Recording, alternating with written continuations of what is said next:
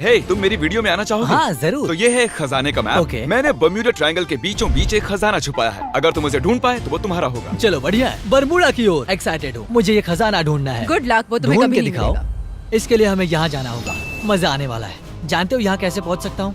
तुम्हें एक बोट चाहिए होगी या स्विमिंग करके जाना होगा। ये मजेदार है। बरम्यूडा के आसपास कितने शिप्स होंगे? शायद 100 से भी ज्यादा। हमें उनके साथ नहीं जाना है। जरा वहाँ देखो, खजाना वही होगा। चलो चलते हैं। मुझे कुछ दिखा है पर वो मुझसे दूर जा रहा है। मैं अंदर जा रहा हूँ।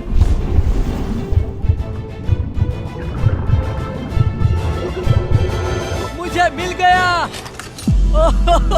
इसकी कीमत $10,000 है। Oh my gosh! Subscribe to Mister beast.